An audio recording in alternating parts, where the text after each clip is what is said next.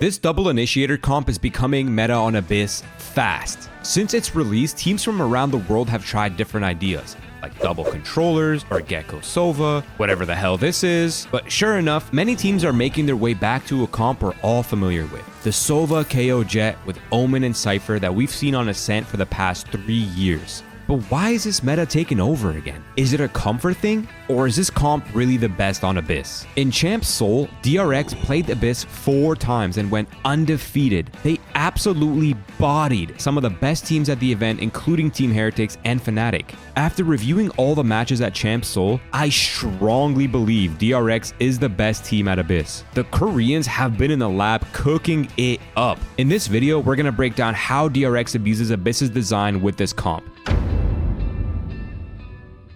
Let's start with the unstoppable mid default. This is going to be the layer to almost every single round DRX plays, so it's important to know. KO towards A, usually knifing over here and shutting down any early aggression for the defenders. This knife is kind of hard to break. If it scans people, they can get a quick read on agent spreads and make decisions fast. If they don't ping anyone, they know they have the early space and they've denied info to the defenders. Zero risk, very high reward. Cypher the Rat is in mid, putting camera over here that detects all of the mid aggression. It also makes the defenders have to overcommit in mid to break it, which makes countering it more awkward than TwitchCon meetups. You'll also often see Flashback go here for a bit, but what is he doing? He's actually spamming the vent door. He also throws this cage on the run. This is an insane mid routine for the Cypher players. Omen is usually quietly holding B pushes from around here. Jet and Sova are usually flexing around the map depending on their goal for the round. Why is this insane, Roy? Well, when this early routine is finished, it leaves the defenders in a state of confusion because they have zero map control. Since there's constant pressure in mid and A main, the defenders don't know how to position themselves.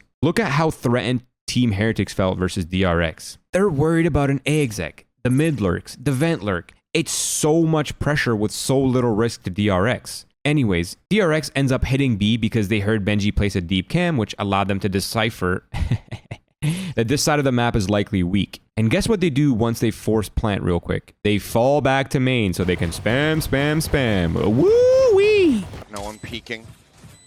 Cage going up, Flashback working his way over in towards window. Goes out on the back of that flash setup from Boxy9. It's going to be 3 players getting 1 a pop. Time now going to be ticking down. Miniboo going to try to hold things down to half. They pull him off for now. Not going to be holding it down though. Pooh, last one standing. And as he peeks down for the recon. It's not a secret that good strategy is often layered on top of good defaults. This is a process known as masking. In my last video, we explored how EDG perfected masking to win Champ Seoul. If you haven't seen it yet, check it out. These variations from the defaults are usually key for the attackers to keep the defenders confused. As long as the defenders are spread out, it is in the attacker's advantage always. This round versus Fnatic shows one of these variations, the A-split variant. It starts off with the same exact default from before. The objective this time is for the team to keep both mains, and Flashback to try to get into vents quietly. As soon as the Cypher is inserted in vents, the split begins. Paranoia going to be sent across, Chronicle able to dodge that. A little bit of spam. Certainly alerting and letting them know that he is in this position. Boaster in the meantime, stuck here in this nebula. Decides to swing out, puts a little bit of damage down, but ultimately will end up falling. This Buzz fishing here at backside, spamming into that smoke here. Just trying to see what he can get. So far though, it's just going to be a spike plant coming through from DRX. 5 members here in the post plant. Something really simple there from Mako. Paranoia into a smoke to set up the hit here for DRX to clear out the tower. I have no tower control though. Retaking from this position is going to prove to be a bit difficult, especially as Buzz does that. Turns back, Foxy does still fall. Hero able to find that elimination.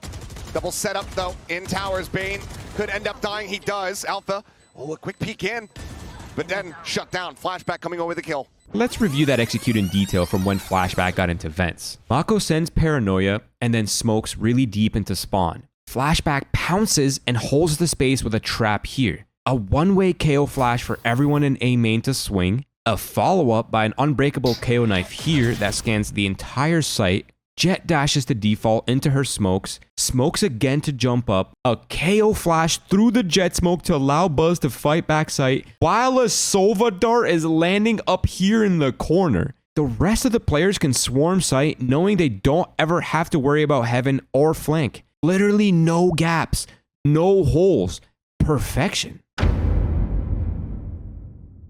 They have two versions of this same A split. This time, it's a set play with Omen ult. The round starts off the same as their normal default. Once they're ready, they group up towards A main, but this time, Omen ults into vents, and Cypher is actually a late double lurk. Goes right through this, and the timing taken right past them here.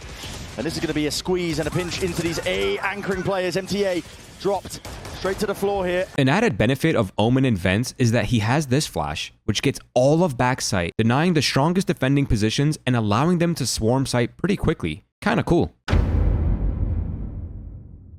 So we've discussed how DRX's default keeps defenders spread out as it creates a lot of map-wide pressure. Sometimes the game is as simple as default into well-established execs, and DRX does this almost every round. It makes sense why their game plan is really simplistic. It's because this map is quite literally butt cheeks, and their comp has combos that are very hard to stop. Here's an example of this where they exec A with O+Sova ult. Again, same default, so I'm gonna skip it. Once they know Team Heretics is contained on sites, they group up and let it rip. They one-way here to stop the right side peaks. They Omen flash heaven with a smoke deep, KO knife front sight, Jet dashes into vents to create an instant crossfire with the main players, and they overrun the site. Spoiler, they end up winning the round.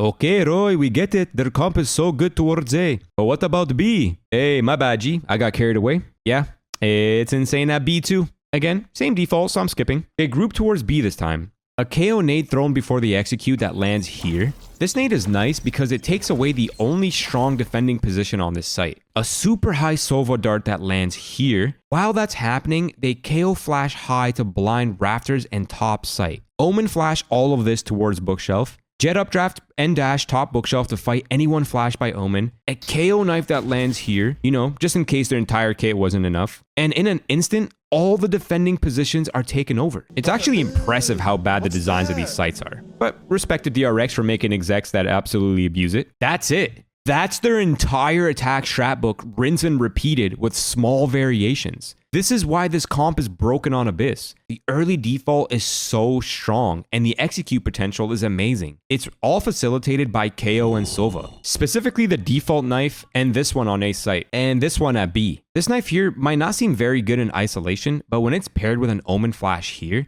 there aren't really any positions that can break it, allowing the attackers to quickly take over sites. You also can't push mid because of Cypher, and aggroing A early is weird because of KO, so you end up getting suffocated on sites and bullied by all of the utility. To be honest, unless someone cooks up a much better and more reliable comp, or Riot makes immediate changes to this map, we're likely gonna see almost all teams except maybe Paper Rex swap to this comp. And it makes sense. It's absolutely broken on Abyss.